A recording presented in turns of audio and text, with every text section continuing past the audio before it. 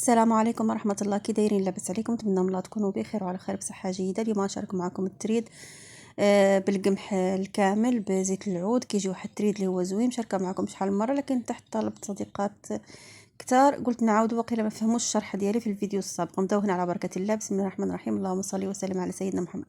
شوفوا التريد كيفاش كيجي مورق، وكيجي الصراحه لذيذ، وكيجي زوين، وكيجي بهذاك القمح الكامل، وهذا ما كيضرش في المصران شويه.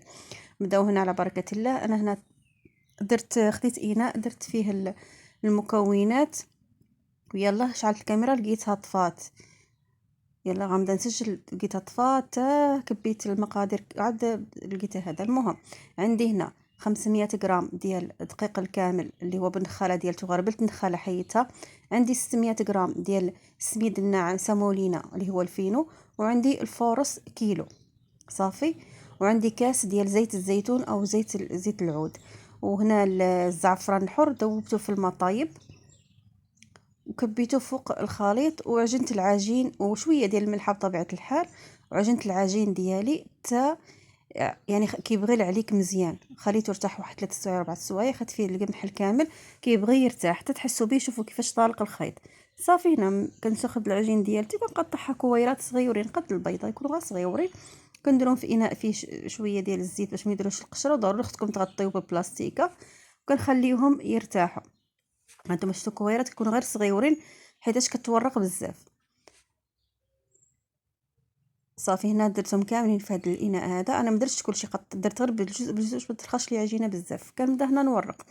كتورقوا الاولى صراحه راهي ما كتصدقش، لكن ماشي مشكل، خاصكم ضروري تورقوا مزيان مزيان مزيان تيبان لكم سطح العمل. ها انتم شوفوا كيفاش كنورق حتى كيبان لي سطح العمل. كنحطها في المقله ديال الخبيز هذه ديال الوجده. المهم المقله اللي كتخبزوا فيها كتكون هنا سخونه. كنخلي هذيك الاولى كتطيب، كندوز نورق الكره الثانيه. كنورق هنايا، خص يدكم تكون خفيفه، العافيه ما تكونش مجهده عاوتاني بزاف باش يطيب لكم مزيان. كنقلب هذيك الاولى، انت واخا تشرقات ماشي مشكل، حيت الورقه الاولى قلت لكم راه ما كتصدقش من الاول. صافي كندير فوق منها الورقه الثانيه.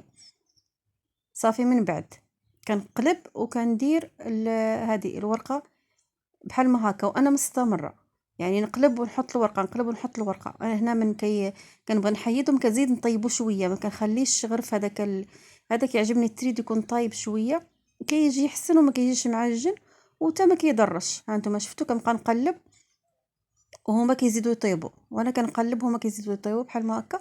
وحاطه حدايا اناء اللي كيكون مفرشه فيه شي سربيته، وضروري خاصكم تغطيو التريد باش ما يكرمش ليكم. انا هنا علاش كندير كاس ديال زيت العود في العجينه؟ باش التريد ديالنا يبقى رطب، واخا هكاك ما يقصاحش ما يقروش، واخا كنفوروه ولا كنديرو في الفران ما كيقروش. هانتوما شفتوا كنبدا نحيد هذوك اللي طيبتهم، عاد كنزيد نكمل.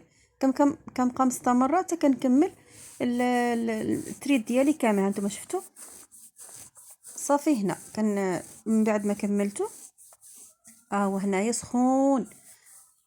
من بعد ما كملت التريد ديالي كنفصل الورقات على بعضياتهم، يعني ما تقطعوهمش هما ورقه على ورقه، لا، حاولوا تفصلوا الورقات على بعضياتهم. ديروا واحد 4 ولا 5 الورقات بحال ما هكا. انتو شفتوا كيفاش كنفصل كل 4 ولا 5 الورقات على بعضياتهم، وكنبدا نقطع بالمقص. قطعوا بالمقص ولا قطعوا بالموس، شوفوا نتوما الطريقه اللي كتساعدكم. انتم شوفوا كنبدا نقطعهم بالحجم اللي بغينا حنايا، واش غليظ ولا رقيق، المهم على حسب طلب الكليار ولا حسب نتوما شنو بغيتوا. ها هو هنا من بعد ما قطعته شوفوا كيفاش كيجي الصراحه زوين، كيجي بحال الرز القاضي او الرزيزه، ولكن ماشي هو نفس نفس الرز او الرزيزه القاضي. نتمنى ان الشرح ديالي يكون واضح، نتمنى ان فيديوهاتي تكون كتعجبكم، نتمنى انكم كتستفادوا مني ولو غير بحاجه بسيطه. دمتم في رعاية الله، والسلام عليكم ورحمة الله تعالى وبركاته.